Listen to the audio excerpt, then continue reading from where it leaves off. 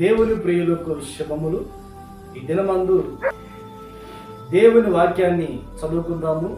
యెషయా గ్రంథం 2వ అధ్యాయము 5వ వాక్య భాగాన్ని మనం చదువుకున్నప్పుడు, యాకోబు వంశస్థులారా రండి, మనము యెహోవా వెలుగులో నడుచుకొందుము.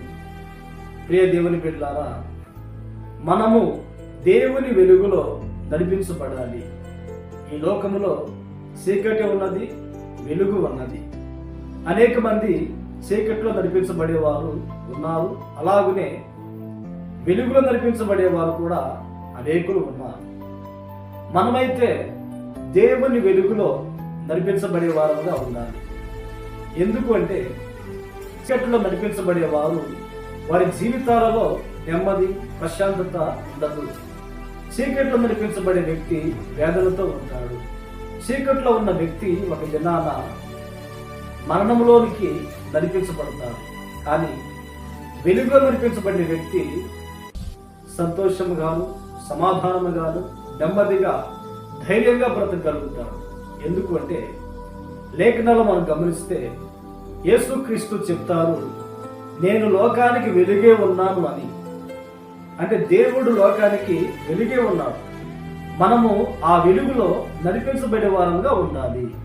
వెలుగులో నడుచుకోవడం అంటే నీతిగా, నిజాయితీగా, సమాధానంగా ఎవరైతే బ్రతుకుతారో వారు వెలుగులో నడిపించబడేవారు. గత కాలంలో మనము చీకటిలో నడిపించబడి ఉన్నాము. కానీ ప్రభువుని తెలుసుకున్న తర్వాత, ప్రభు మార్గములో మనం నడిపించబడుతున్నప్పుడు వెలుగు సంబంధంగా నడిపించబడుతూ ఉన్నాము. ప్రస్తుతము అనేక మంది వెలుగులో నడిపించబడుతూ ఉన్నారు. గత కాలంలో అయితే అనేక మంది రౌడీలు గాను, గుండాలు గాను, హంతకులు గాను, దొంగలు గాను, వ్యభిచారులు గాను, అక్రమంగా నడిపించబడే వ్యక్తులు గాను అనేక మంది నడిపించబడి ఉన్నారు. అది చీకటి కార్యాలు. అయితే యేసుక్రీస్తు నిజమైన దేవుడిని తెలుసుకొని ఆయనలో వెలుగు ఉన్నదని, ఆయన ఒక వెలుగే ఉన్నాడని అనేక మంది తెలుసుకొని ఆ వెలుగులో నడిపించబడుతూ ఉన్నారు. దొంగలు రక్షణ పొంది ఉన్నారు, నరహంతకులు రక్షణ పొంది ఉన్నారు. దేవుని ఎరగక గత కాలంలో చీకటి కార్యాలు, చీకటి పనులు చేసిన వాళ్ళు ఇప్పుడు నీతిగా, భక్తిగా, యథార్థంగా బ్రతుకుతూ ఉన్నారు. కనుక ఈ మాటలు వింటున్న మనమందరం కూడా మన బ్రతుకు దినములన్నిట వెలుగులో మనము నడిపించబడుతున్నగాక. ఈ లోకంలో మనము వెలుగులో అంటే వెలుగు సంబంధులుగా మనం నడిపించబడినప్పుడు పరలోకంలో ఒక వెలుగు ఉంది.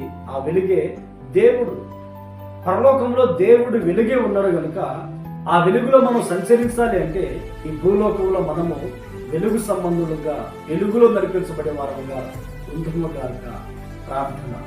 పరిశుద్ధుడా, ప్రేమ స్వరూపి, ఆశ్చర్యకరుడా, మహోన్నతుడా, నీకు స్తోత్రం నాయనా. మీ వెలుగులో మేము నడిపించబడాలని మీ లేఖనంలో నుంచి మాతో మాట్లాడుకున్నారు.